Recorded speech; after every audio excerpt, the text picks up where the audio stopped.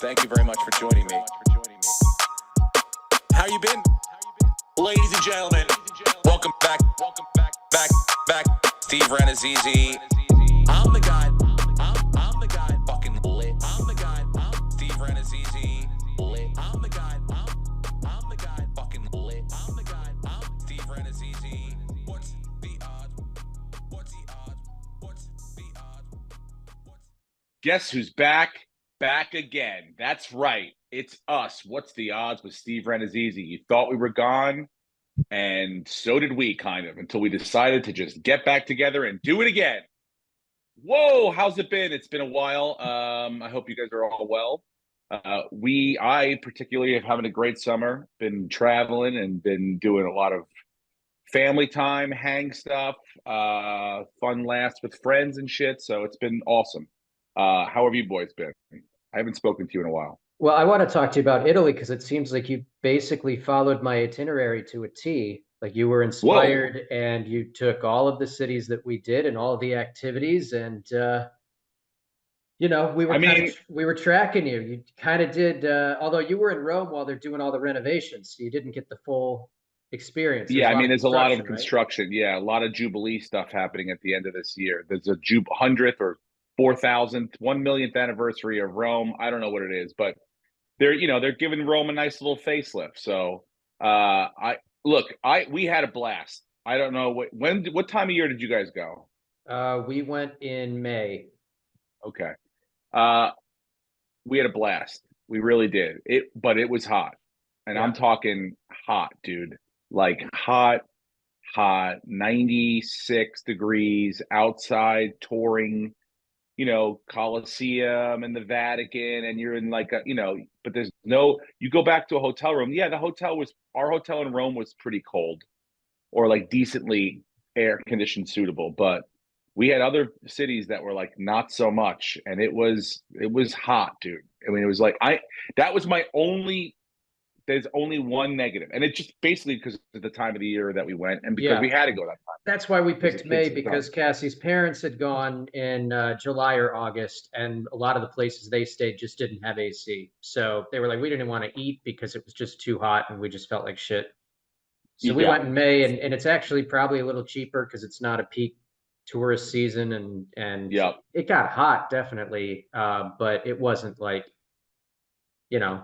it was like in the 80s. No, dude, I almost quit the trip a couple times because I was like, I gotta get to some sort of. I was just wanted to fly back to JFK, hang out in the terminal for a little bit, cool off, and then fly back. Like that's really what it was. I don't know what it is. Like, is it just like because everything's so old? But even the new buildings don't have like kick-ass fucking USA indoor mall. The fucking Beverly Center, freeze your tits off no matter what it is outside, air conditioning. Did you see the McDonald's in Rome? They got good air conditioning. I saw, yeah. In McDonald's. Yeah, I did not go in the McDonald's in Rome. I mean, obviously, we ate everything all the time outside. Rome was tough because, look, we were coming off a great run. Jonah's Little League team this year, the All-Star team, we ended up winning our league, and then we won our district, which is like the East End of Long Island, all the Hamptons kids and all the rich bitches out there. We whooped their ass, and then we went on to sectionals, and we went there, and we ended up sectionals is a double elimination. There was 5 or 6 teams, I think, but we lost the first game, so we went directly into the losers bracket. And basically, it's like you got to win 4 games in a row now to win the whole thing. And we won 3 games in a row. Well, we won 2 games in a row against other teams, and then we had to go play the team that we lost to, Bethpage. And we had to beat them twice because they beat us once. So it's double elimination. And we beat them the first day. They had 2 big pitchers. We beat their big lefty on the first game. And then Jonah pitched the championship game, and we beat them 3-1. And we went back to back. So then we won sectional. So then we went to states. The first time North Shore Little League team has sent a team to states in 45 years or something like that. A generation. So it was awesome. They were very excited. So what do we get for that? I pick Jonah up and I go, we're going to Italy. So, I mean, and look, we were very honest with the coaches and everything. I said, look, we have this trip planned. I know it's during the state, what would be the states, but you don't really plan on having one of those seasons where everything kind of works out your way. it's family comes first, and we got to plan our other stuff. So we left on a red eye on Sunday night. We flew to Rome from JFK. We landed around, I think, like 10 o'clock or 9:30. We got to our hotel around 10. Thank goodness it was ready because we were kind of tired still. We only slept for a couple hours on the plane. We got to the hotel like 10. We slept from like 10 to 2:30. Woke up kind of refreshed. Let's go explore. We're walking around. We sit down at this beautiful restaurant, and it's 5 o'clock, and it's just this exact same time that the first state game is starting for his Jonah's Little League team. So he pulls his phone out, and it's on YouTube, and he's watching it, and he's got his jersey on, and there are announcers, and it's almost like the way, I don't know if you've been watching like the regionals on ESPN, but it's set up exactly like that. And he's like, God damn you people. Like this is his dream. Like he wants to play on television. And it's like, he had it, he did it. And we ripped him out to bring him his dream across the world to sit outside in a social studies class for 3 hours in 1,000 degrees. Now, the only upside was he got to eat we said gelato whenever you want. And we had wine whenever we wanted. So that, like, you get a 10 a.m. gelato, no problem. Has to be a small, but didn't matter. Breakfast gelato, lunch gelato. So he was very much down with all those rules. But our team ended up losing in the States, unfortunately. I don't think it made a difference that we were there or we weren't there. Staten Island went on to represent us, and actually they're playing tomorrow. They're playing New Jersey in the Metro Championship. So, good luck to them. So anyway, but we're in Rome now, and the first day is like rest, relax. Second day is like tours. Did you do guided tours? We did so many tours that by the time we got to Venice, and this was like 2 weeks later, we were just looking at like these masterpiece paintings, and we're just glazed over. Like we've seen all this shit. I know so much. It's once just you've another seen guy one holding painted Jesus. ceiling. Yep. It's a lot of painted ceilings. Yeah. So I don't think we did the Coliseum. Do some things again, but we wouldn't. Coliseum, absolutely, I would do that again. Absolutely. I'm glad I did everything, all the tour stuff that I did. The guided thing was a little bit much because, number one, I'm not great with other people. Like it makes me, when other people, not other people around me, but I'm saying like, when someone's like, okay, I'm going to give you my attention for 3 hours or whatever it is. Yeah. And you're not holding it. Like you're not holding it. You're not holding my attention. You're certainly not holding the kids, and you've lost the group. But this, like, I just don't do well. Like I get awkward with that. Like I'm like, you've lost everyone's attention, but you're still speaking like you have our attention. I can't let that kind of thing go. So my mind starts to wander and stuff. So like we went to the Vatican, and Our Lady, who was very nice. Our tour guide at the Coliseum was amazing. She moved us around. It's a lot of like, that's sort of like a moving outdoor kind of explore yourself thing. Yeah. The Vatican was like kind of hang out with us. You got to stay with us. We're going to move at our own. So our tour guide, we meet her at 9 a.m. She brings us into the square of the Vatican, the outside area. We find some shade, thank God. We land there, and she basically breaks down the Sistine Chapel like she painted it. For 50 minutes, she spoke to us. 50 minutes. Other groups came over. They were there. They did their spiel, and then they were gone. I was like, let's go look at the fucking thing. God almighty, dude, you cannot. And she would yell at us once in a while. You're not looking. She was a Thai lady. She moved from Thailand to fucking Sicily or Italy, I don't know, 30 years ago. And now she speaks a couple languages, so she does these tours. But she did not hold our attention. So finally, we're going through, and it was just like murderously slow. You felt like cattle because it was so many people. That eventually we bounced. Like we were like, we can't. It was a 3-hour tour, and I was like, I gotta move. I'm moving on. Like I took the earphones off. We handed them in. We're like, Tracy's like, I can't do it. I go, I have no problem doing this. I'm into this. So I go, here's a tip. Like you were awesome. Bad guides. We had awesome guides. I mean, look, she wasn't necessarily bad. It just, and everybody was into it. I'm like, maybe I'm not. There has to be a different version of the tour. Like the 3-hour tour seems to be the one that everyone does. But there has to be like the Duomo and do all that and go through the church before you went to the Vatican. Yeah, I mean that's what we did. But I guess Our Lady was great. I feel like I feel like maybe I just committed to too much. Like 3 hours felt like I could have. I want an hour and 20 minutes, hour and a half. Yeah. Like, I'm not saying speed walk or cut people off, but like, let's just find a different pace that like, or just read the room. Like, I'm regurgitating information that is just flying over everyone's head. I'm going to skip this part. We're going to go inside and see your cool, better shit than just me explaining to you outside. Like, I don't know. I just feel like there's got to be it can't just be like, do it on your own or you're stuck with this fucking guy for 3 hours. Yeah, I don't remember. And I know I don't remember being outside that long other than her just explaining this is when they do events here and the Pope will be there. And he doesn't live in that apartment, but that's his apartment up there. And then we went in and it was like, hey, who wants to see a dead body? Look at all these popes. No, I thought we were going to die out there. I thought we were going to die in the middle of the square. Yeah. At some point, like we were there so long, the whole group started in the shade. And by the time we were done, there was only like one or two. Like the sun shifted that much that we were out there for that long that people were just clinging onto a wall to try to find some sort of shade. Because, dude, you could. And I had my fan the whole time. I mocked it. Tracy goes, "Do you want me to get you this?" Like the day before we left, it's like this thing that goes around you, and it like has two little fans right here that just mist cold water and air at you. And I was like, Trey, can you fucking not? And then when I got there, American. I was like, it was the biggest mistake I made is so that not obnoxiously American thing. If you had done that. Oh, I had a fan. Because the other thing was like in these chapels, in these churches, there's no moving air. Like, okay, great. Yeah, they were built 2,000 years ago. Italy, great. You did it. You guys are too antiquated to have high power air conditioning. Throw a fucking ceiling fan in. Throw something to move the air around.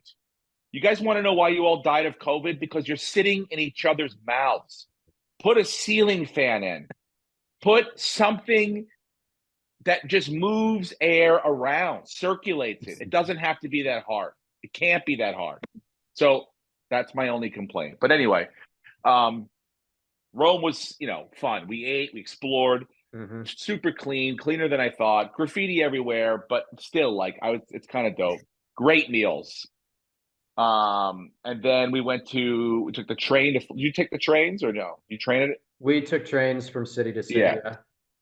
Took the train to Florence. That was like what I'm like, this is what I thought Italy was good at. Like, yeah, same. Sprawling fucking farms, olive trees, little cobblestone streets that lead down these little nooks and crannies. Just beautiful, like unbelievable. It's the best meal. Well, I think the best meal I had was in Florence.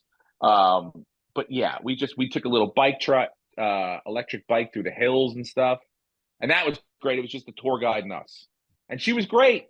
She was great. She goes, "This is supposed to be 3 hours." We said, "Oh, we saw the Michelangelo area where you watch the sunset." I'm like, "We saw that the night before." So where we were going up there was just in the middle of the sun. So we're like, we'll just kind of not skip it, but just kind of move quickly through it. And she was like, "Great, let's do it." Boom. It was awesome. That was like my favorite activity excursion thing. We were supposed to go to a cooking class that night. Listen to this shit.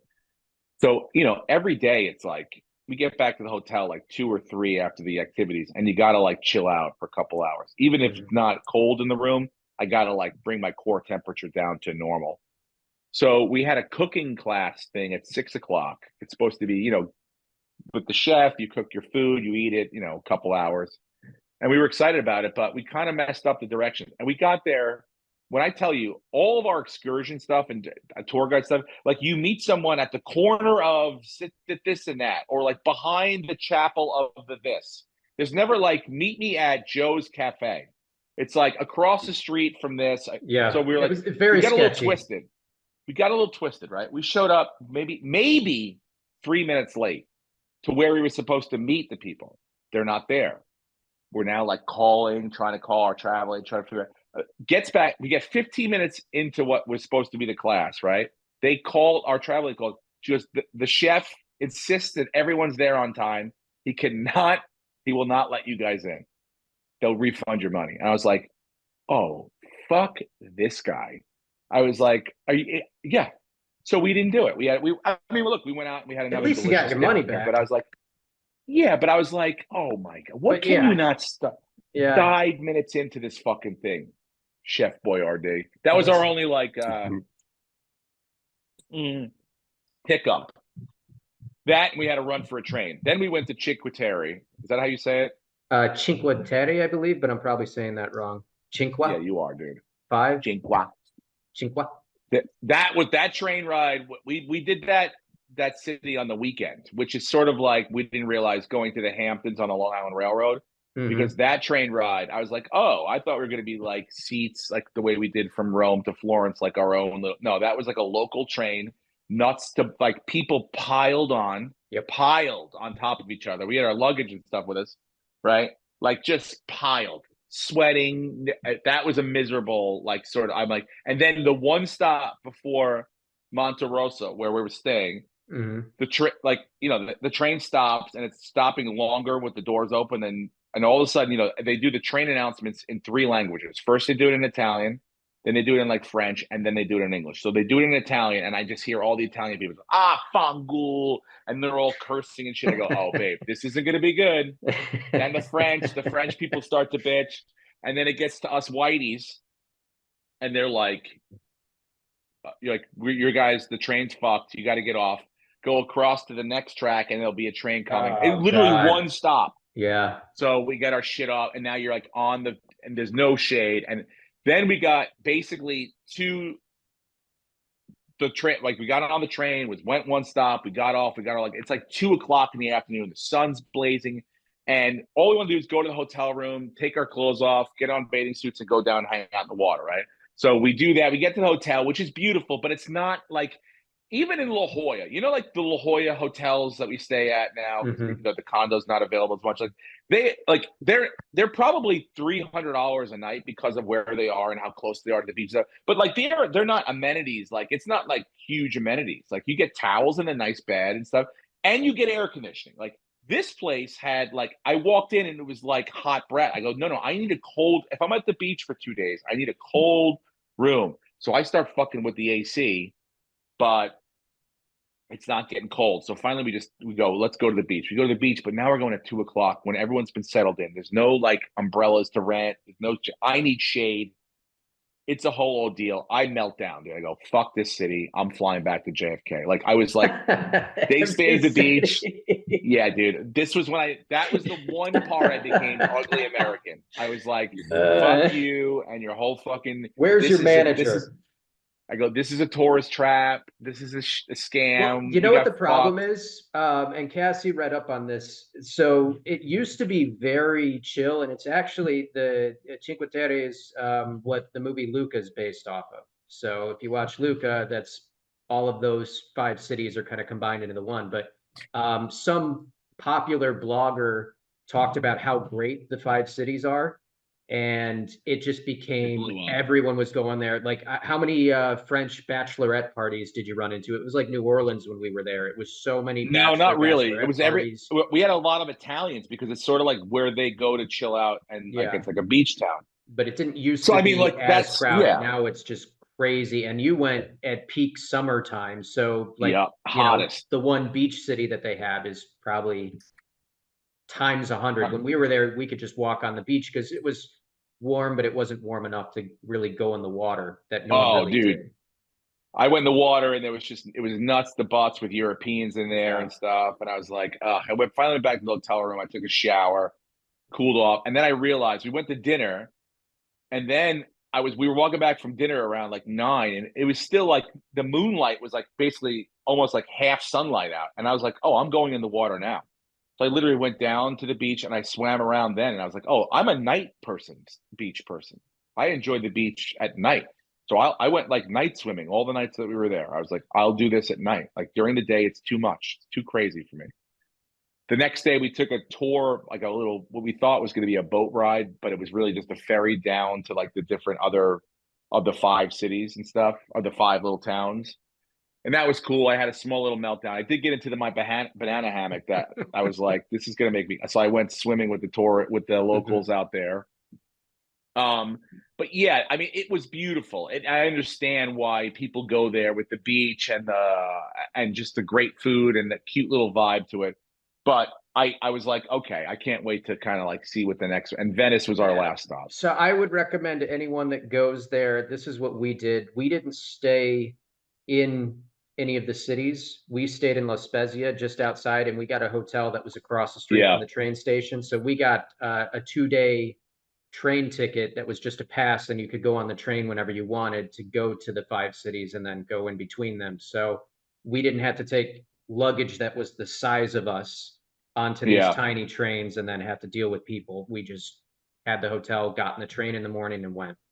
So I'd recommend that train to La Spezia. Stay outside. Yeah, it was pretty easy the day that because we went on that boat ride. We took the train down to La Spezia, then we got on the ferry, took it back up. Yeah, it was cool. Venice though was my favorite. Venice, I dug because not only was it cool, like it was like 83, but our hotel was really nice and very cold. And I just love the infrastructure. I knew it was all canals, but I was just like, oh, is it just going to be like sleepy, sort of like, I look at it like Venice. I know it's stupid, but like Venice, California, where it's like there are canals, but like it's not like the major form of mode of transportation. Yeah. Dude, I could have sat at a cafe for 10 hours a day and just watch gondolas and water taxis navigate in and out of each other, fucking yelling at each other, screaming in Italian. Just like it felt like New York City, but just on the water. It was ridiculous. I loved it. I loved that. Like I would Google like, oh, how do you get from like that big square, the St. Mark Square, or whatever that is, that San Marco. That was my favorite place in Italy. I felt like the most magical there. And like I remember being the first time I was like, oh, let's go there. And so I Googled how like to walk or to drive, whatever, or take a cab. And to take a cab, it was like 28 minutes. To walk, it was like 13. And water taxi, it was 8. And I was like, oh, I love this. So we walked, we took a water taxi back one day. That was my favorite because I was like, oh, this is sort of very, very cool. It felt like it was a mixture of sort of Rome. Florence was the most beautiful, but that was like, I think, my favorite city. But yeah, the Italians loved us. I feel like they loved my wife because she looks Italian. I mean, they would walk up to her and just start speaking Italian to her, like just like like just asking questions. Like they assumed that she was Italian. They did not like. No one walked up to me and assumed I was Italian. Did you understand what they were saying at all? No, I mean, I would bust my phone out if somebody did. Like, people would walk up to Tracy and they'd be like, "Come to teacher," like they would just assume because she wasn't, like they were looking for directions, right? Mm-hmm. Nobody ever did that no one ever came up to me, an Italian person, and like was like, "Oh, you are a fellow Italian. I will ask you." You know, like they were like, "Hey, howdy, partner." You know, like they were like the sweaty like, red man. They knew that I was from some sort of fucking they're all in Slovakian, their suits, not a drop of sweat, and you're melting. Unbelievable, dude. Unbelievable. Although I did wear a ton of linen and it worked and it breathed and I looked pretty good. Not as fat as I thought I would. I was pretty climate controlled the entire time. Did you gain weight or lose weight? Lost weight. Exactly. Isn't it crazy? And you ate probably more than you normally do.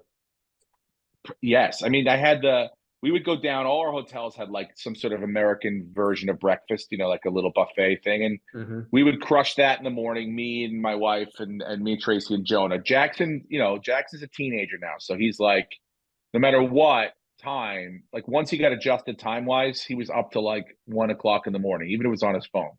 Like we would do dinner, walk around, get a drink, but like by 11 o'clock, we were back in the hotel out cold. He's like up to 1. So then he can't get up till like 11 the next day. So I'm like, dude, so how it would work is like we grab some breakfast, we go back to the room, Tracy would shower, I'd go out and do cameos, just busting out those cameos. It's football season. So I'm like, fantasy football, baby. Yep. And so I do those and then we try to wrestle Jackson out of bed by 10:30 to get him going so we can go fucking hang out. Humongous lunch, right? Killer lunches. Bottle of wine almost required at every lunch. Sightsee, walk around, shop, and then nap from like 2 to 5, shower before drinks, and then go out for dinner. It was fucking sick, dude. It was the best. It really was. Like, truly was the best for us too. I got a good recommendation for this. Oh, well, while I was in Rome, right before we left, we were going to take the train at like noon. And I woke up early and I ran over to this church Taylor told me about. He was like, Dave Taylor was like, you got to go see this Caravaggio church. He painted one of the things. It's pretty famous. So I was like, oh, yeah. He goes, yeah, they let him. Apparently, Caravaggio, when he was a kid, got into an argument with another guy about a soccer match and stabbed him in the dick and killed him. And so he was on the run for murder, and the church let him stay. Like they let him like hang out on the down low there. But they were like, hey, but by the way, you're gonna have to paint while you're here. So he painted these fucking churches.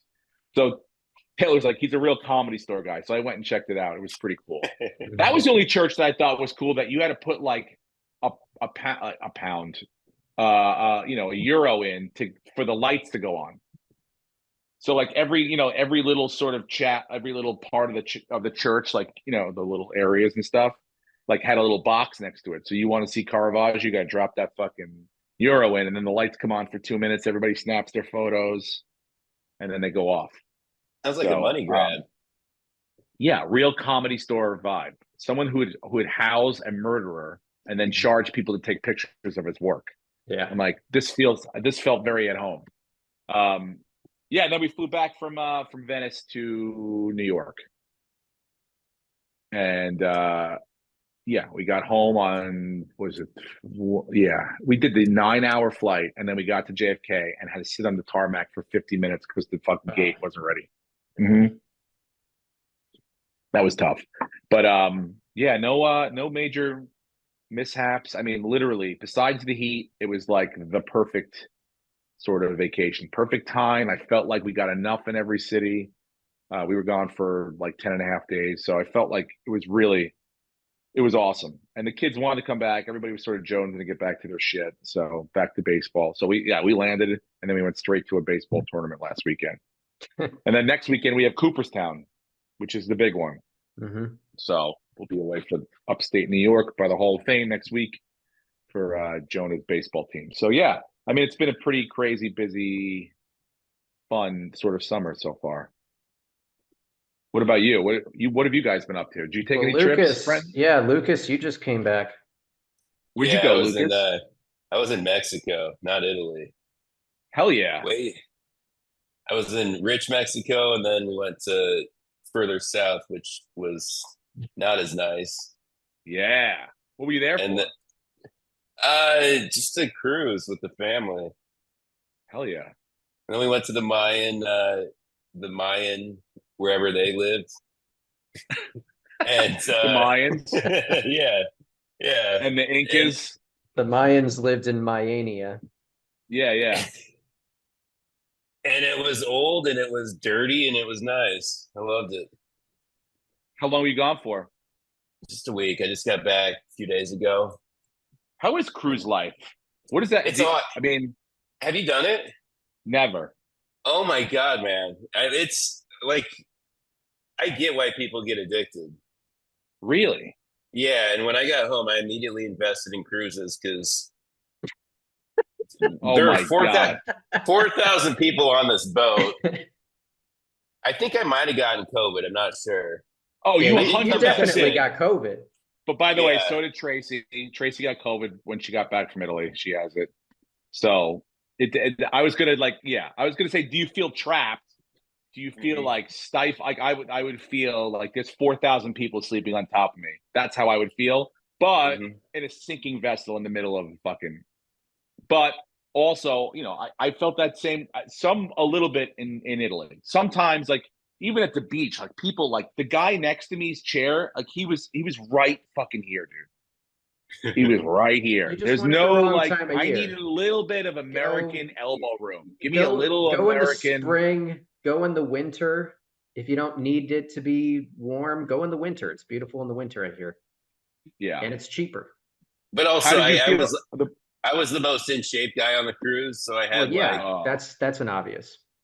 It's a good feeling, and there's all the food you want. I actually lost weight because you're walking everywhere. I took the steps. I won $150 gambling, and I cashed out. Day 2. What kind of games? Casino, slot machine, blackjack? Slot machine. Any debauchery? Did anyone get fucked up beyond the like? Did anyone fall off the boat? Did anyone like? No, I keep seeing these like viral fights from cruises like online, and I didn't get to see that in person. There was a guy that just jumped off a cruise ship too, and he got banned by Carnival for life. He jumped from like the top deck into the water, and they had to stop the boat to fish him out. Oh, really? You can't do that? You could probably find it, Lucas, and pull it up. Yeah, you definitely can't do that. You should be able to do when that. The boat is moving, because then the boat has to stop. It's on a schedule. It has to stop and fish your ass out of the water. They have a schedule. Trust me. You should have circle back hours. 1 hour a day where anyone could jump off. We'll just circle back and pick everybody up, dude. Counting heads, circle back hours, bro. You can carve that in. International waters, so there should be no rules. Oh, I totally. Hey, and you know what? Let's do this. Let's play a game called Carnival does have a rule, and you can't just jump off the boat when you want to. That's why they put a pool in there with a diving board. Well, you better jump off during circle back hours, because if you don't, you're fucked. You're not getting. We're not circling back for you. Yeah, man, and shark infested, dude. You should be allowed to do that. I'm sorry. I'm on this guy's side. I'm sorry, dude. I stand for. I'm not a libertarian all the way so much, but I think that's if I paid money to be on that boat. Well, look, I'm not trying to be devil's advocate. I actually agree with you, because if you're gonna pump a bunch of dudes full of liquor, all you can drink, and then expect them not to just dare one of their buddies to jump, it's just not going to happen. And you're Carnival. You're already the Greyhound of the sea, so anything goes. There's a reason why Jackass hasn't done the Jackass Carnival cruises yet, because I don't think he'd come back with all the people that were on the boat to begin with. To get the drink package, it's like it's an extra $1,000. So to make your money, you have to drink at least 5 drinks every night for a week. Yes. Or you can drink 40 drinks in one night and just bang it out. Dude, 5 drinks in a night for a week doesn't sound that bad at all. That sounds pretty. Doesn't sound like $1,000. What are they serving you? I mean, that's only 20 drinks, right? No, 5 times 35 drinks. 35 drinks is $1,000. It was something like it was like $1,000 upcharge for all you could drink, and I'm like, wow, doing the math. That's like $30 a drink. I mean, you're a bartender. You have a pretty good understanding of what things cost. That's pretty nuts. Yeah, I think you'd have to drink more than that, and I don't think even that would be that big of a problem. You have to tip.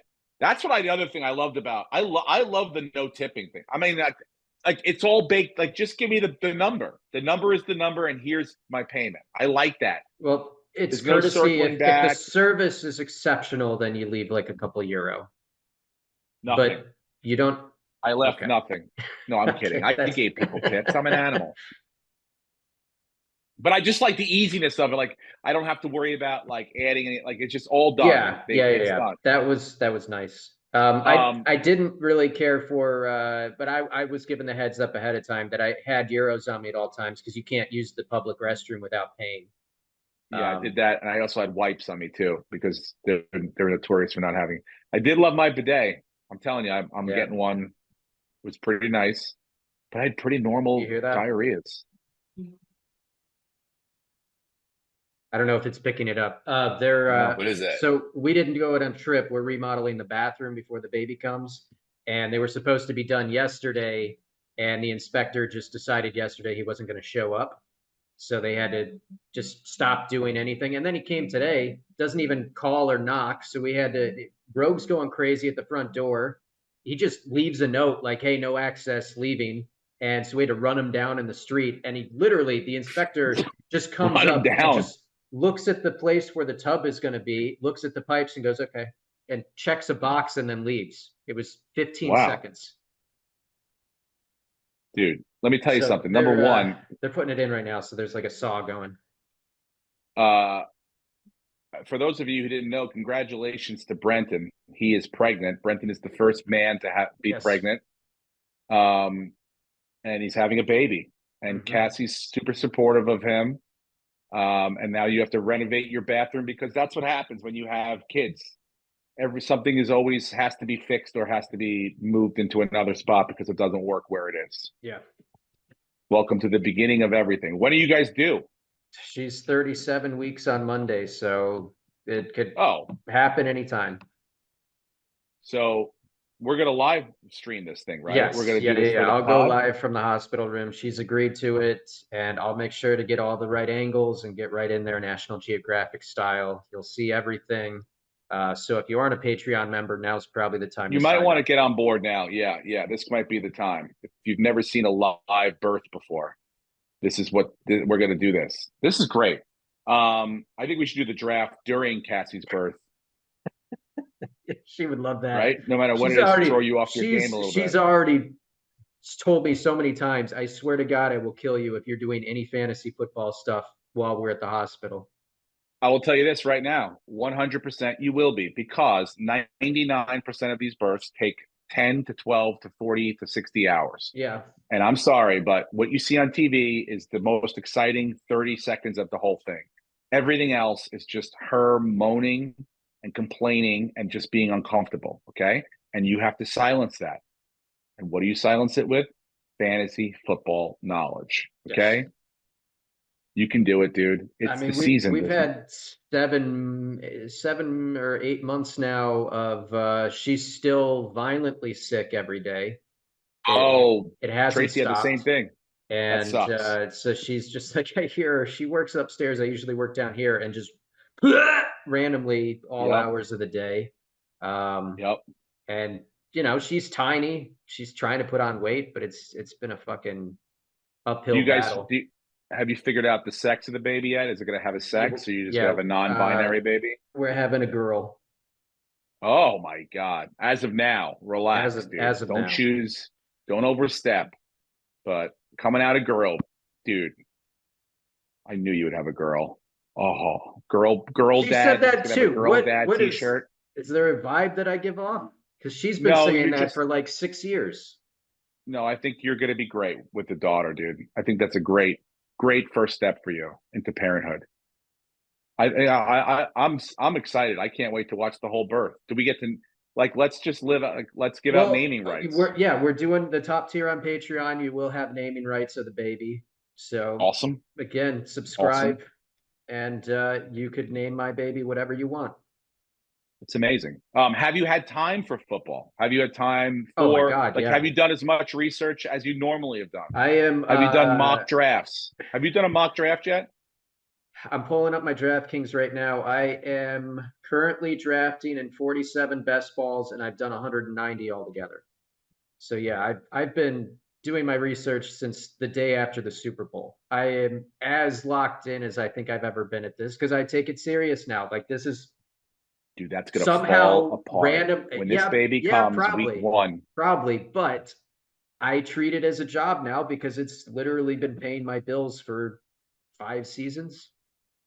Okay, well, that's great, and I'm happy for you. But you know, it's going to get harder, dude, with the baby. I'm not saying it's going to be impossible, but it's going to be harder. Your hours. I'll probably have to scale it back a little bit this year, and then hopefully once she gets a job and is out of here in a couple of years, I'll be back to full football. I've done 0 mock drafts. I know I've watched all the Hard Knocks, and I'm absolutely draft Giants and Bears. I'm absolutely positive that I'm going to wipe the floor with you. But and I just wanted to let you know, like, if I do, right? If I do, or like someone else does, like, it just shows, like, if you think about, like, really what fantasy football is time invested versus result.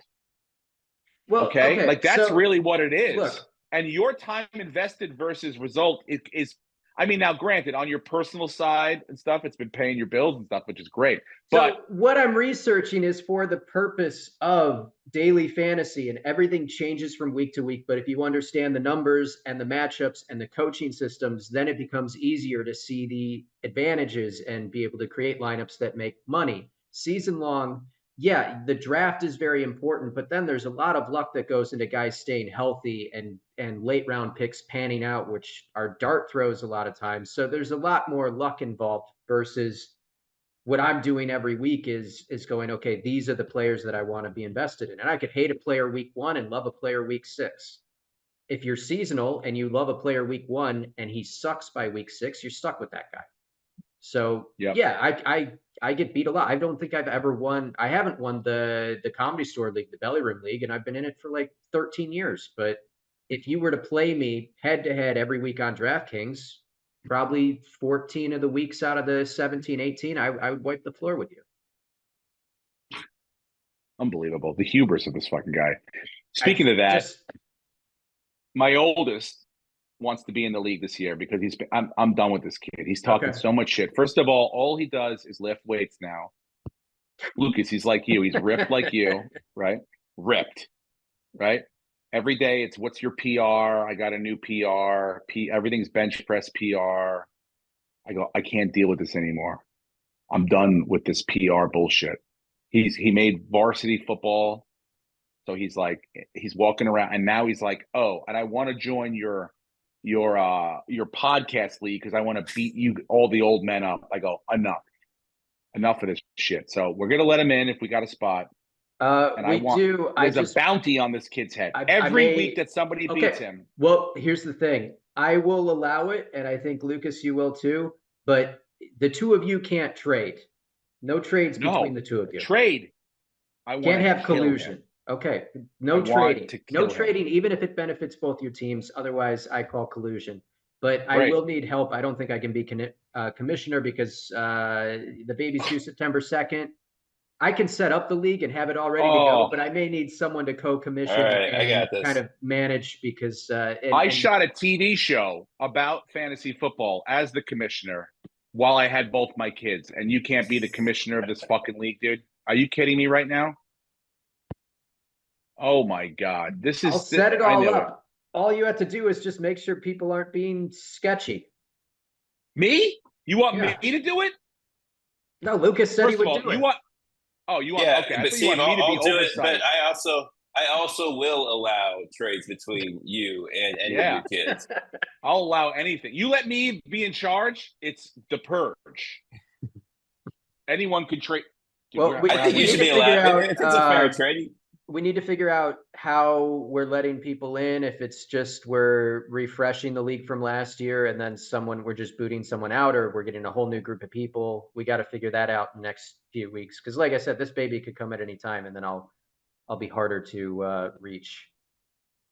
So the sooner we can get it set up and ready and then pick a draft date. The baby's due on September 2nd.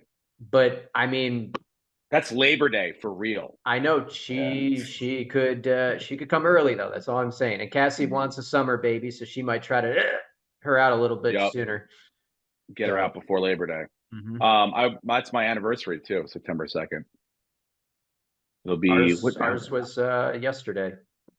Oh, happy anniversary! Thank you. What are you guys? 10 years? We've been together 10 years, but it was 3 because of COVID. We should be. Oh you guys were supposed to get married before that. Yep. Damn. Oh, this time is flying, dude. Yeah. Speaking of that, we haven't really covered your Buffalo Bills recently. I can't imagine you are happy or elated or even excited about your team this year. Not the way you've been the last couple of years. I haven't heard any barking or any noise or any. Why is that? Because you guys are worse. Are we? Yeah, we definitely. I'm still barking. We definitely lost some veteran pieces, but we've basically opened a new Super Bowl window. We have all these young guys that are coming in, and we have a new offensive scheme with Joe Brady. People are freaking out because Gabe Davis and Stephon Diggs are gone. But if you look at how the offense when he took over, how it shifted, Diggs was getting half the targets and half the catches he was getting earlier in the season. And Khalil Shakir and Dalton Kincaid all of a sudden became things. So honestly, besides the Giants, they got speed, they got size, they got pieces on the defense that are going to step up with Milano healthy. This is a very competitive team still. I think next year is when they do the big push and maybe get a splash receiver, and then Keon Coleman will have a year under his belt. And as long as Josh Allen is healthy, like this team is going to be competitive. They're going to compete with everybody. I was just saying, I'm surprised. This is the first time in a long time. I think the Giants probably have a better wide receiver core than the Bills, I would say. I disagree. What? You have Malik Neighbors, and then what? Well, you got Malik Neighbors. You got what's his name? The fucking other kid. Yeah, what's his name? The other kid. That guy. Hodges. Well, Hodges is gonna get cut. Hodges Is gonna he? get cut. I think so. The old Bill? He's fighting for a roster spot, but we'll see. He might not. We got Khalil Shakir, who does not drop the ball and only gets open. We've got Coleman, who's very exciting, and he's gonna shock people with how fast he is with pads on and how good he is at running routes, and he's got good hands. And then you got a bunch of guys. The ball to? James Cook and this guy Ray Davis, who's going to smash the ball down people's throats. The guy is a little tank. He's like 5'8", 5'9", 220. So Josh Allen's not going to have to run at the goal line anymore. It's just going to be Ray Davis, and James Cook is going to catch the ball out of the backfield, and he's going to be the speed guy. And then you have the Thunder and Lightning, and then Josh is always a threat to take off running. Like, this is still a very good offense. Maybe it's a year away from being a Super Bowl offense, but next year we have all these draft picks, and they're going to have the third highest cap space. So they got rid of veterans instead of paying them, and they've opened up a new Super Bowl window that'll be like 2, 3, 4 years until Josh's contract is up. Why did the Patriots draft 2 quarterbacks? They drafted Joe Milton and Drake May, right? Because it was, what, a 6th round pick, and they don't have any quarterbacks, so they wanted competition. I guess, right? But I mean, like, he looked pretty good yesterday, Milton. Mm-hmm. He looked all right. I don't know how he looked in camp and stuff. I was wondering why they did. I guess it's sort of, I don't know. It's weird that you would pick 2. It's like an insurance policy. I don't know if they were the Washington football team or what they were calling themselves at the time, but the year they took RG3 second overall. Yeah, they took Kirk Cousins. Yeah, in like the 4th. Well, it's like I think it's the Ravens. It's never a bad idea. Look at your screen, thinks so too. That's amazing. The Ravens took Hayden Hurst in the 1st round. I think it was the year they drafted Lamar, and then in like the 4th or 5th round they took Mark Andrews. So teams sometimes when they need a position, they load up on it just because they go, this guy we like too, and we're getting a value on him. I guess, yeah. I mean, if it works out, he has a lot of physical skills. I mean, big guy can throw the ball a fucking mile. A backup quarterback to me is more important than some starting positions, honestly, in the NFL. Yeah. And if you can carry 3. Yeah. Mm-hmm. I was watching Hard Knocks last night, and I don't know if you saw the scene where like they're asking, like they make that note that this is the first year that you can carry 3. Yeah. Because it's between the Badgley and the I mean, if you get a good backup quarterback and you have all these needy teams that lose their quarterback, you can get really good draft capital, or you can get something really good in return. It's honestly the number. Every team every 4 years should be using their 1st round pick to get a quarterback, just to have them on the roster. The number of crappy quarterbacks too that have had like one good showing and then been traded for way more than they're worth. Rob Johnson, what's his Bills name? Years ago. The guy last year. Yeah, the Rocket Man. Yeah. I mean, I wonder if last year, probably, I mean, I don't know, maybe, but it has to be the year with the most different quarterbacks that started in the NFL. Yeah. And I'm sure it's only going to go up every year. Look at Jake Browning, how important it was for the Bengals. They almost made the playoffs. Joe Flacco. Backup quarterback, Joe Flacco, yes. So you want that depth. That's the most important position. But no, I think the Bills are cautiously optimistic again. Yeah. I'm very nervous about the Jets. I think the Jets roster is one of the best constructed in football. The big question mark's obviously Aaron Rodgers. But I mean, you look at every position and they're loaded, and they have one of the best offensive lines in football now, which is what we talked about last year before Rodgers got hurt. We said, the offensive line has problems, and Rodgers is 40 and he's not going to be able to elude people, and he's going to go down in the first few weeks because of how good the D lines he was facing. And they fixed that. They got arguably the best offensive line. Breece Hall's a couple years removed from his injuries, so he's going to be 100%. You got Garrett Wilson. If Mike Williams pans out and he can stay on the field, that guy is absolutely insane as an athlete. He should be, if he could have stayed healthy with the Chargers, like he would have been a top 10 receiver in football. So if he pans out, that's crazy. And then their defense, we know, is ridiculous because that was the only reason they stayed in games. So the Jets make me nervous, but the Bills are still a very competitive team, and they should and probably will win the division. How do they have for a lot of rankings I've seen fantasy wise, a lot of people have Breece Hall ranked number 2 overall. Yeah. Does that make any sense to you? That I can't. Look, don't know. You look at the offensive line, so that's going to benefit him in the run, and then Aaron Rodgers on paper likes looks to dump great. the football to Has his not running been backs, playing together. On paper, they look great. On paper. On paper, the Giants' offensive line got much better too. We'll see. They looked pretty good last night, but we'll see. But so it's all on paper. I want to see a week or two. Like to me, then like a couple years ago, Jonathan Taylor was like up there because number 1, he was amazing, and number 2, that offensive line with Nelson, those guys have been together 3 or 4 years. Same guys, same people, running the ball down people's throats. That to me is a logical step. But like just to assume that Breece Hall is going to be healthy coming off of 2 injured years, and assume that the paper lineup, he's 2 years removed from the major injury, so he's good to go. Yeah, and okay, but I'm showing saying like the flashes offensive at the end line of last year. It just doesn't. It doesn't. I'm like it seems to me like a pretty like I don't know if I had the second pick and the first guy. No, here's why he is the second. He's not the second overall pick. He's the second running back right now off the board. So there's receivers I saw him that are overall. No. It's McCaffrey's 1, and then it's like Lamb, Tyreek, Chase, Amon-Ra, Justin Jefferson is 6, and then Puka. You got Puka slid because of his injury. He was going like 7, 8, or 9, but then you have Bijan and Breece Hall are right there at like 7, 8. And then Garrett Wilson is in the top 12. So that's basically how the ADP has been for like all the best balls I've been doing. But the reason why he could be the number 2 is the Jets defense is going to be a lot better. They're going to be good. They're probably going to be very competitive and winning games. So you're going to run the ball more. He's going to get more touches. The only thing that makes me nervous is Aaron Rodgers, when you get down to the goal line, he tends to like to throw short touchdown passes versus handing the ball off. So he could lose points there, but he's set up to have like it's a boomer bust first round pick, but he could be the number 1 running back by far, or he could, fall off because Rodgers wants to throw touchdown passes. I don't know. I think he's going to have a huge year. I don't think it's a reach. And if you had a back end first round pick and you had between like the 7th and 12th pick and you get Breece Hall, that's a good start to your team. I also think it's because a lot of the running back, a lot of the major guys, there was a big, musical chairs last year. You had Saquon moving, Derrick Henry.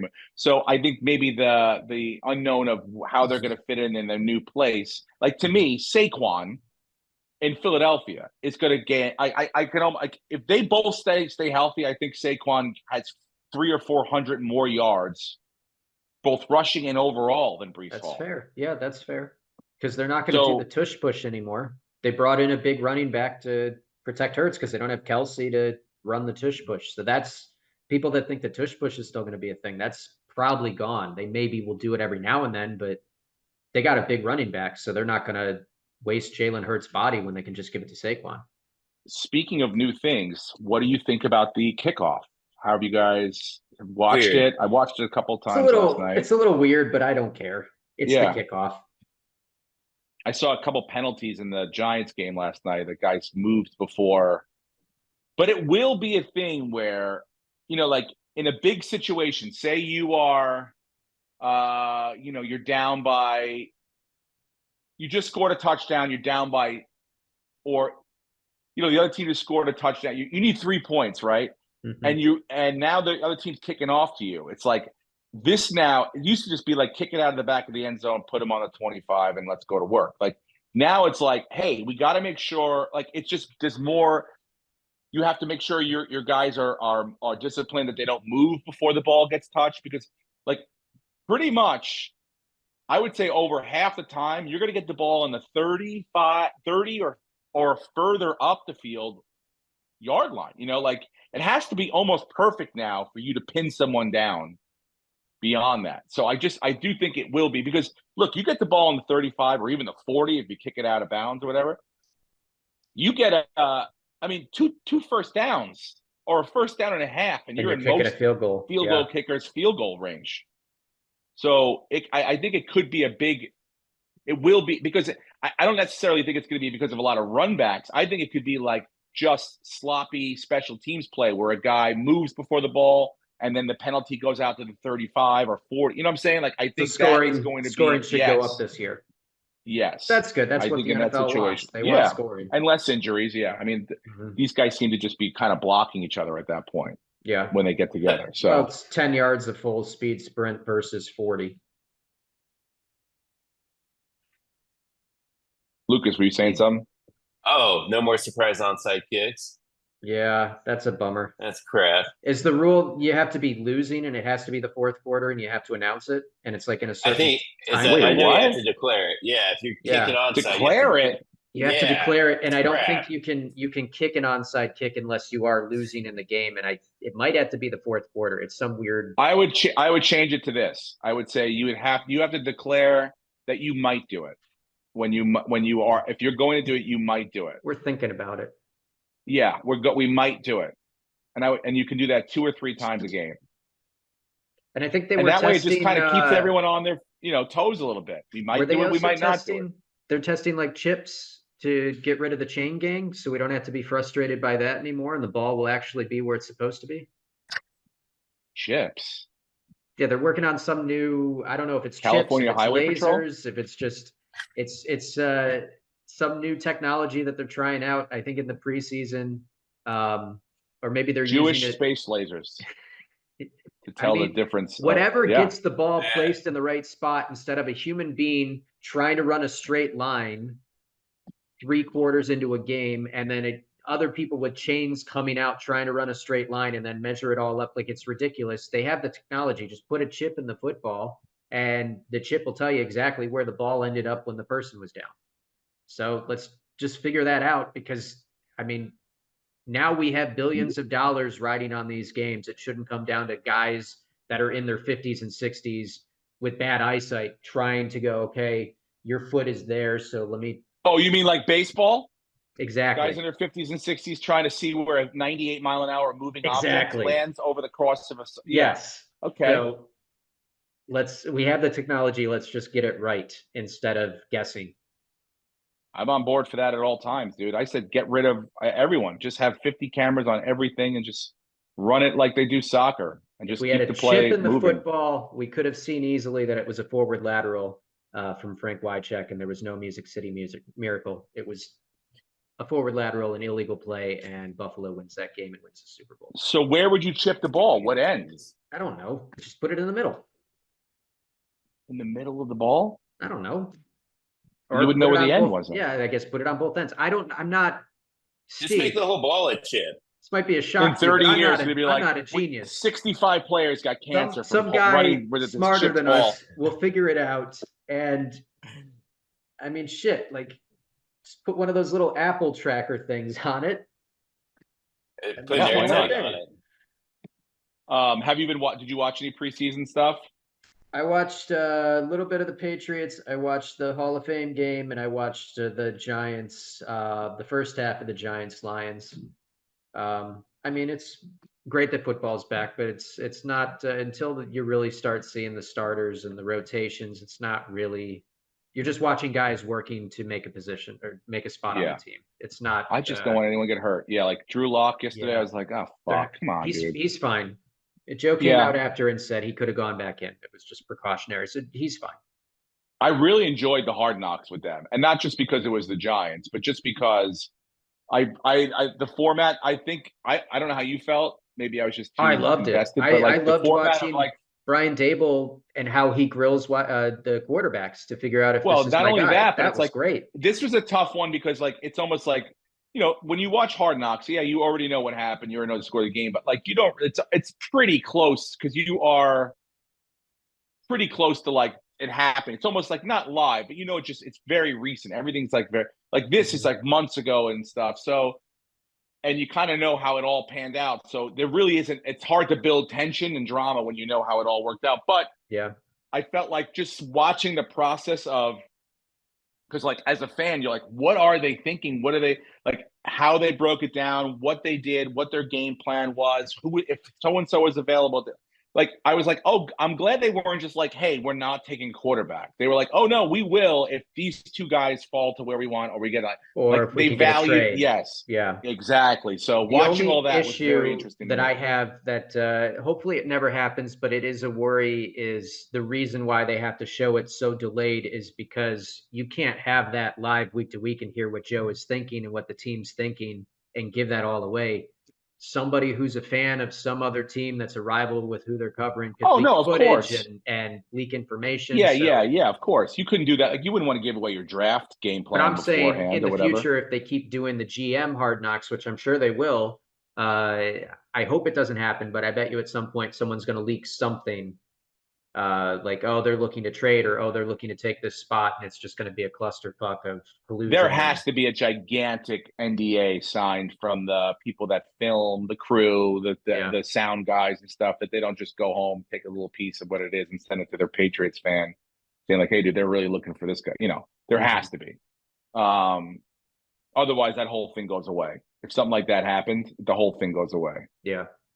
Because what team would want to risk that? I loved watching Joe's process and putting these are what we're trying to get, and then actually getting Malik Neighbors, which I think was as good as what you could have hoped for in that draft to get. I think Malik's going to be awesome, and Daniel Jones, I'm not done with him. I think he's still a good quarterback who just hasn't been in a good system.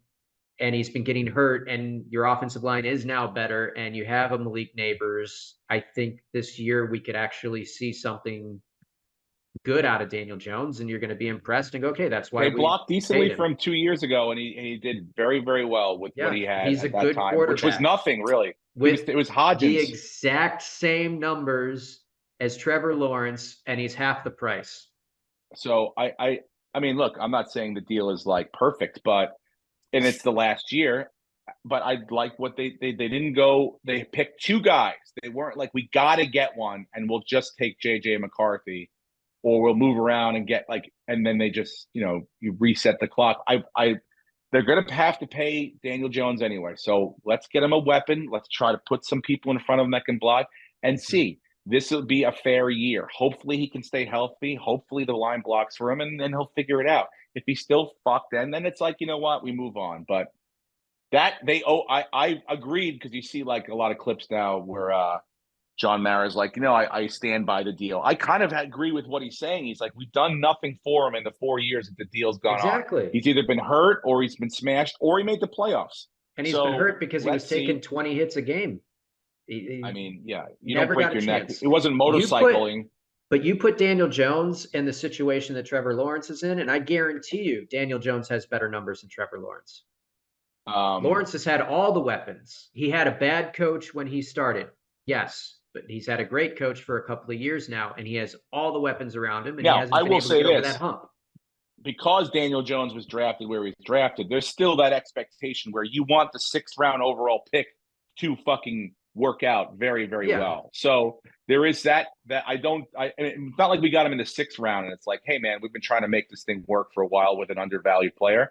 This guy came in at a very high value draft pick, so you want it to work out. So there is that in there. But again, if you give him a little time to throw the ball and a little bit, I don't necessarily think his decision making. I want to see, like, now 2 years have gone by where he's been getting beaten up. His brain may be like, decision making, he has no time. I got to get rid of the ball in under 2 seconds.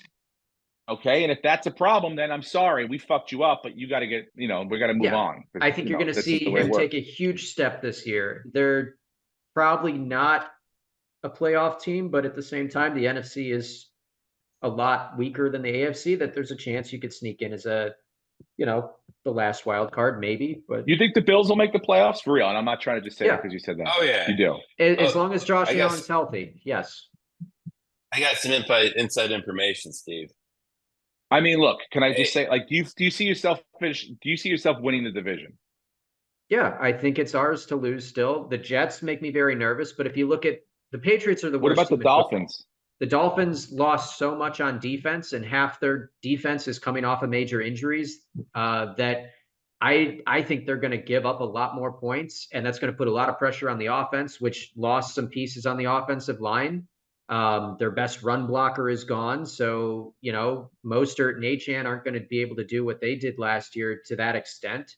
Tyreek can't stay healthy. He doesn't stay on the field. He was a 46% snap share last year compared to a CeeDee Lamb who was over 90%. Waddle's great, but him and Tyreek are both undersized. Tua's undersized. He's one hit away from retiring. So I think the Dolphins but only one of those guys has to have a great season. Look at all the weapons you just named, dude. That's a lot of weapons, bro. I would be worried about that situation. The offensive line is not as good. The defense is way worse. They also lost their defensive coordinator. So my point being is that you guys, I think you're going to finish third in the division, and you're going to be barely. You're going to have. It's going to be the Dolphins. We're going to be at Christmas, and you're going to be hoping for a miracle to get a win, and someone else loses. Well, look, your fate will not be in your own hands. The Dolphins let's put it that way. You're going to need other teams. 5-game lead last year with 7 weeks to go. So. I don't believe in Mike McDaniels. I think he's a brilliant offensive mind, but I don't believe in him as a coach, especially after watching Hard Knocks. I don't think he's a motivator. I don't think he's the kind of guy that will get a fire lit under your ass, because he's just out there going, hey, man, isn't this awesome that we're even here? So I'm telling you, the Dolphins defense is going to be dog shit. They're going to give up a lot of points. They're going to have to be in shootouts. And Tua is he's not a $250 million quarterback. The guy rainbows the ball. It floats up there. Waddle and Hill are going to have to jump up. They're going to be exposed. They're a lot smaller than guys that play that position. They're going to get hurt. Shit's going to go sideways for the Dolphins pretty quick. The Jets, on the other hand, are a very good team. And I think if anyone wins the division other than Buffalo, it'll be the New York Jets. And I think Tyreek Hill is expecting 3 kids this fall. So if Brenton can hardly handle one, I don't know how Ty's going to be able to. He's got 8 kids since last year's. Yeah, but you can't just go how many kids. It's how many do you care about that are coming this year. True. That's the stat that really has to be. If you go and you look at his snap shares when it was early in the season and they were playing warm weather games, he was not on the field because the guy cramps all the time. And then once it got cold, he wasn't on the field because it was too cold. He's not on the field most of the time. When he is, he's the best in football, but he's not out. Which rookie quarterback do you think that will start? Probably there's 3 or 4 of them will have the best season. Who's going to be the CJ Stroud is what I'm asking. It's Caleb Williams, and it's not even a question because you look at the pieces around him. He could be mediocre, and he's going to have 3,500 passing yards. He's got all the weapons. He's got a good offensive line. He's got a pretty solid running back room with Swift and Herbert and Johnson. You got Cole Kmet at tight end, and they also brought in Everett, who's a great blocking tight end, so they can do 12-man personnel a lot. You've got the best slot receiver in football, maybe ever, in Keenan Allen. You've got Odunze, who I think they stole it at what they get him at 9 because the Falcons were quarterback. Yeah. So they stole Odunze, and then you got DJ Moore, who is all pro caliber. Oh, he has plenty of weapons. I'm wondering, he's set up to be tremendous. I don't think there's another rookie quarterback ever given that much their first year. He's going to just hit the ground running. Even if he's bad, he's still going to look good. That's my dark horse, Jaden Daniels. I think he's might be the best one out of all of them. He might be the best quarterback, but you asked who's going to have the best season. Yeah. And Caleb's going to have the best season because of the position he's in. Jaden could look the best and be the flashiest, but he's got Terry McLaurin, and that's about it. So their team has a better chance of winning the Bears, but no. Oh, the Bears. Yeah. The Bears could contend for the division with the Lions. If the Lions trip up a little bit, the Bears are a good football team very quickly because of all those draft picks they got from Carolina. They've completely 180 that What's team. Up with Eberflus? What's his name? Eberflus? Eberflus. It's almost like he's oh, we got Hard Knocks. Well, I got to lose some weight and get a haircut. He completely changed his whole sort of vibe and I don't know. I thought he was fat. I thought he was like a skinnier Andy Reid, just like an offensive nerd guy. And now I'm like, oh, this guy wants to be cool. Oh, he's got a spray tan. I'm like, what the fuck's going on? I was like, oh, I didn't really. It was my first sort of introduction to him. kind of personally or whatever, or interview wise. And I was like, oh, I thought he was one thing, and this seems to be something else. But yeah, no, it was interesting. It was. I mean, I loved the. Did you watch the Netflix wide receivers one this year too? Yeah, it was great. That was really good too. Is George Kittle not the greatest person that you want to be friends with? I know. I had a Cameo group just write me, and they were like, "Hey," because I've been picking people's orders for like the last month. And they go, "Hey, instead of picking our orders, we each picked an NFL player that we would love to have a beer with, different one." They go, "You pick the order based on the NFL player you'd most want to have a beer with the least." Good. And I was like, "Oh, this is pretty cool." So, but yeah, my number one was Kittle. I mean, obviously, he seems like a pretty fucking cool dude. It was like, I enjoyed all of them. I mean, like, I think that those sports stocks, they always happen, but like, I look at it like, oh, I want to see how these guys are training, how they're living, how depressed they really get when it's not going their way, and so. Yeah, it was good. You know, the football stuff, it starts so early now. This is year round. I mean, really, like, yeah, we've been off for a couple months, but it's like we could have talked about so much stuff that happened in between. It's like told you, I've been doing research. It's what is it? 8 new head coaches, 16 offensive coordinators, and something like 17 or 18 defensive coordinators. Like, there's so many moving parts that like all these teams are going to look so different than they did last year, and it's exciting. Like, I really believe if you want a good, like, long shot bet, take the Bears to win their division. They probably won't, but if you want good plus money, like, they're going to compete with the Lions. They almost beat the Lions twice last year with a much worse team. Their defense is better. They've got all these weapons around Caleb, and the team seems to be embracing him on Hard Knocks. Like, they're not like, oh, he's a diva that wanted to own part of the team at first. They love him. Like, this team could be great, really fucking good very quickly. Speaking of Hard Knocks, how great was that rookie's his like introduction dance thing that he did with the kid from Canada? Yeah, the G string. No spoiler. Yeah, with the G string. That was one of the top ones ever. That was a good one because he really flipped the script and he made it his own and he got everybody on his side. That could, I mean, like Caleb Williams did not. He thought he was just going to kind of float through it or whatever. But I like that. I was like, oh, that's the shit. I'm fucking a sucker for all that shit. Mm-hmm. Does that leave you any room for? I mean, I'm watching the Olympics. Are you guys watching the Olympics? Oh yeah. Can you bet on the Olympics? Oh yeah. I love the Olympics. You can gamble? Yeah, I mean, gamble on anything. I haven't looked, to be honest. DraftKings, they do, especially for basketball. You can make lineups for those, and you can do you can do the pick six where you pick, are they going to go over or under this stat line? But can you pick like not just sports that they normally do? Like, can you do probably like rowing? I'm sure you can. Yeah. Yeah, I'm looking at handball, taekwondo, water polo. Did you watch the men's basketball against Serbia yesterday? Yeah, I did. I watched the end of that game. Shit talking to Melo.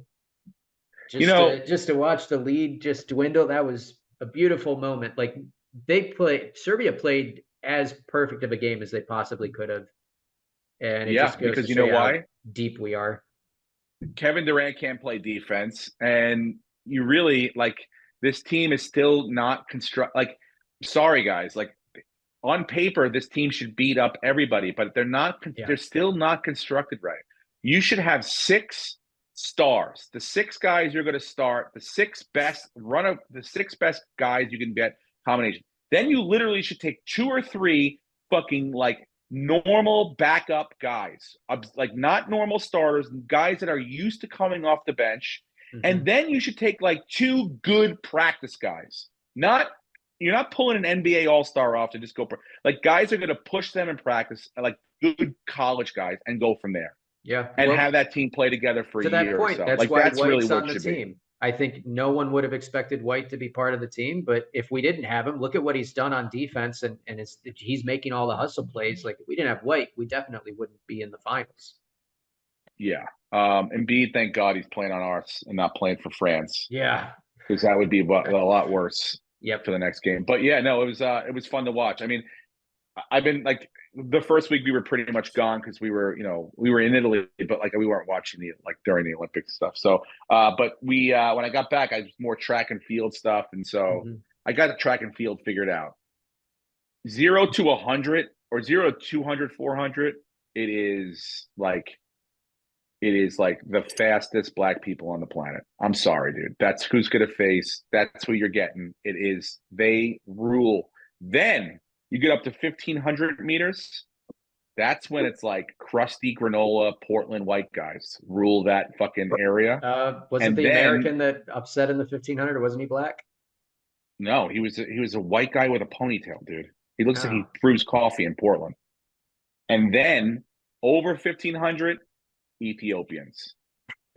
I watched that shuttle race here. I don't know, it was like 5,000, 3,000 meters, dude. They all where they start jump in their over lanes. The hurdles? Yes, shuttlecock or hurdlecock, whatever it is. They all started, dude. It was like it literally broke. Like they all started in their lanes and they break into the pack, and then it was just all the Ethiopians up front, and then all the white people back here. It looked like apartheid. It was crazy, dude. And that's the way it goes to the very, very end. And then, a whitey tries to just sprint towards the end, but they never do. It's insane how just like you never see an Ethiopian winning the 100 meters. You don't. I mean, you know what I'm saying? Like they're built to just run forever.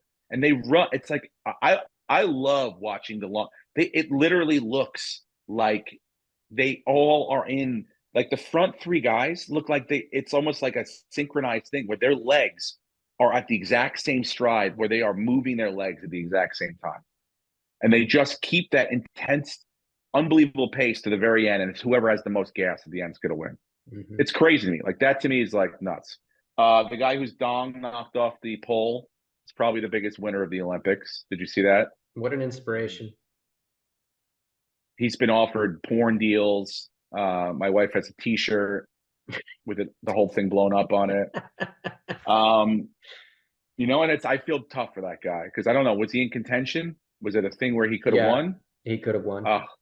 And he much like me and many other people, not many, but we suffer from thick dick.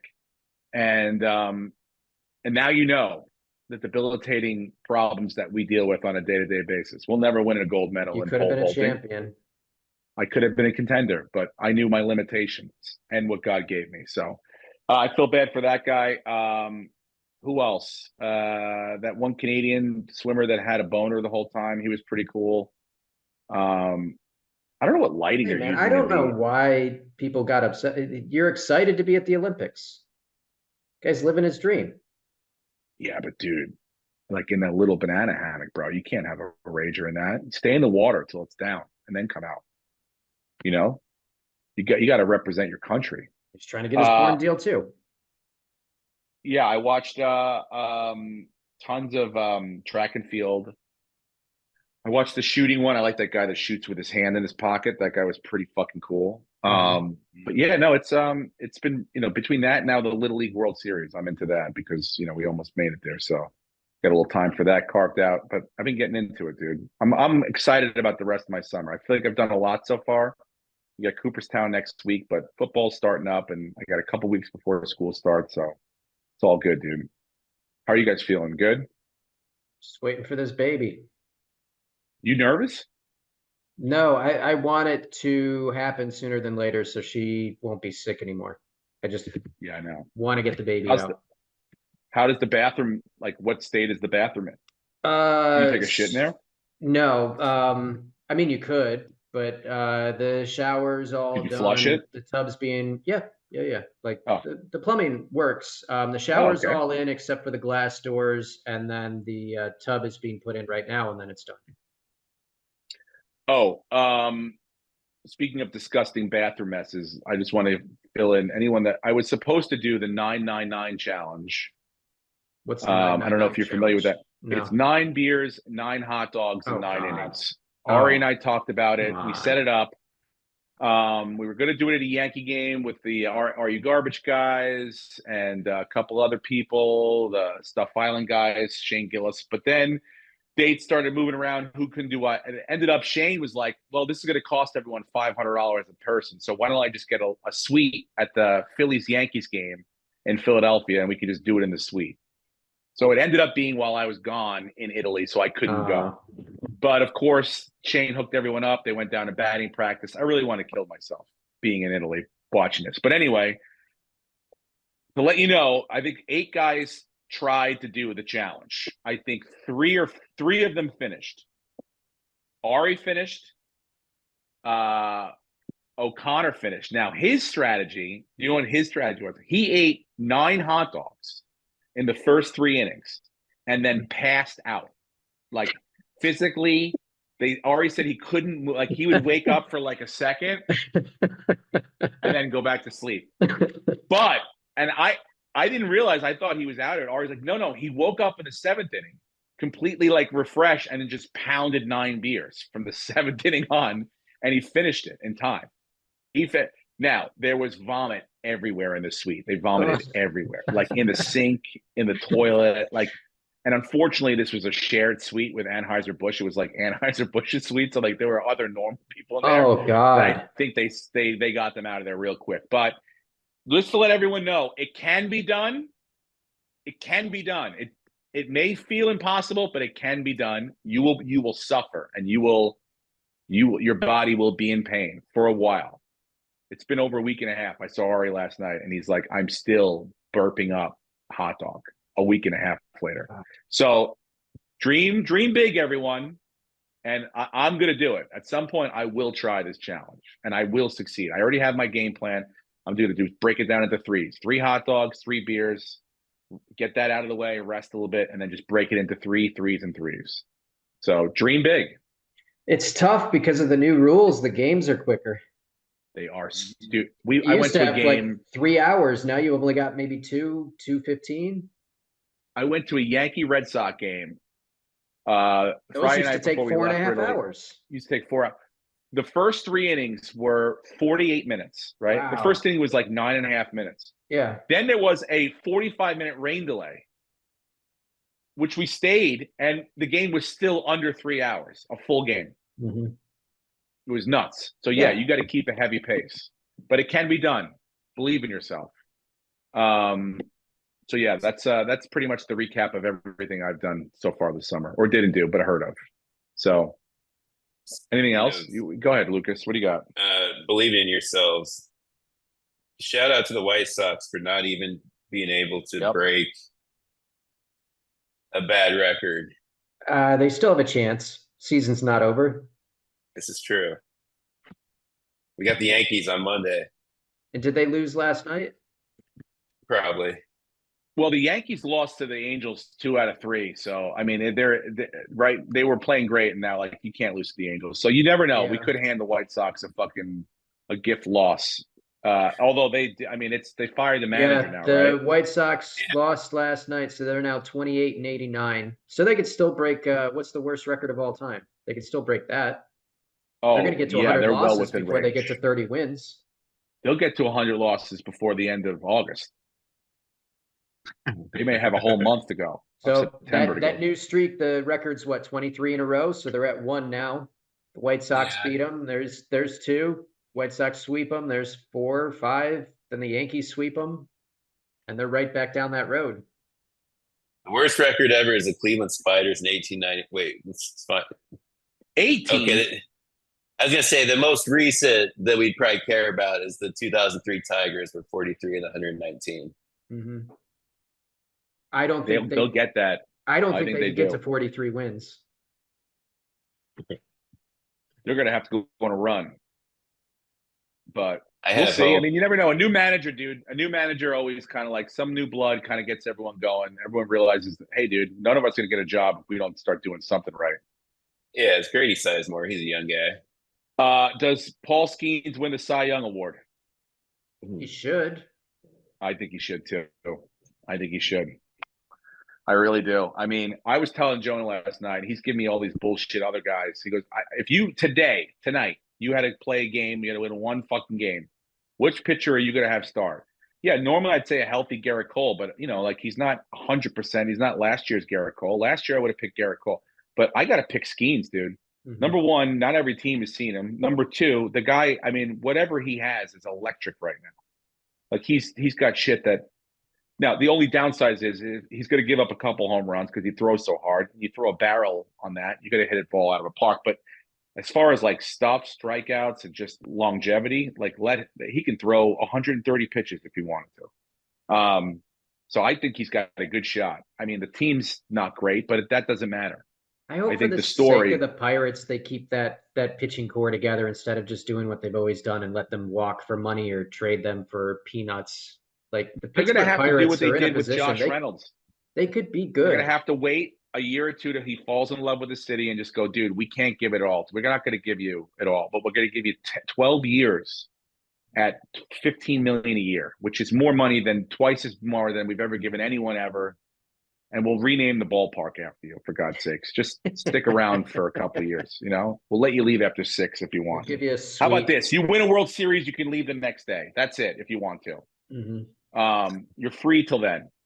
But yeah, I mean, it would be awesome because I think that guy is like, you know, you've seen it before, Kerry Wood and stuff, and I hope he stays healthy. But it's unreal to come in and just start blowing people away like that. It's pretty cool to watch. Speaking of cool to watch, in Cooperstown tying it up, I'll get out of this here with this, but going next week, I love going to the Hall of Fame, but I just finished watching the Charlie Hustle special on HBO about Pete Rose. It's great. I suggest you check it out. You know, imperfect guy, perfectly suited for baseball. And this story is, you know, everyone knows that he's banned from baseball, but he's trying to get back in. It's sort of the back and forth. But it makes me miss the old days of baseball when a guy like that could win an MVP with 5 home runs. You'll never see it again. Probably. I don't think you'll ever see it again, but it's a good one. Did you watch it, Lucas? I just finished the first episode last night. Yeah, it's good. It really breaks down both sides. You know, he's obviously not a great human, probably, I would say, when it comes down to it. But, you know, sometimes you're not everything. So it's interesting. I enjoyed it. So give it a listen or a watch, whatever you're into. Yeah, that's it. That's all I got right now. I'm going to have fun in Cooperstown next week. I don't know what you guys are getting into. Lucas, let us know when the baby comes. All right. I mean, Brenton. Lucas will let you know. I'll let you know. Brenton will be busy in labor. Yeah, there you go. But yeah, we will. I'll talk to Lucas offline, and to all the listeners, we'll figure out how we're gonna let people into the league this year, along with Jackson, and we'll get that set up in the next week or two, and we'll figure out a draft date. Hopefully before the baby's here, so Cassie doesn't leave me. All right, or just we'll do it quietly when the baby's there. Well. Rockabye, baby, I draft Tyreek. We'll just do it like that, you know. Like I'm saying it right now. I'm not taking Tyreek. You can have Tyreek. I don't want Tyreek. Oh, hot take. Brenton doesn't want Tyreek. Not touching Tyreek. Dude, you have your downside and your major flaw and your Achilles heel is going to be your hatred for the rest of the AFC East. Okay, dude? I don't have a hate. I'm telling you, I think the Jets could win the division. I love Breece Hall. I love that. Give me Breece Hall. You have Tyreek, and we'll see who finishes ahead of the other. That's the podcast for this week, bitches. Thank you very much for joining us again. We're back. We'll be back more often, obviously, with football coming around, and we'll let you know what's up next time. We're gonna win some money. Yeah, we're gonna win some money this year. Yeah. Try to focus a little bit on. Spend some time thinking about like who's gonna win, which team's gonna win the football game, and by how much, Brenton. See if you can spend a little, you know. Mental equity on that. All right. That's it, guys. We'll talk to you next week. Later. Go Bills. Go Bills. Thank you very much for joining me. How you been? Ladies and gentlemen, welcome back. Steve Renazizi.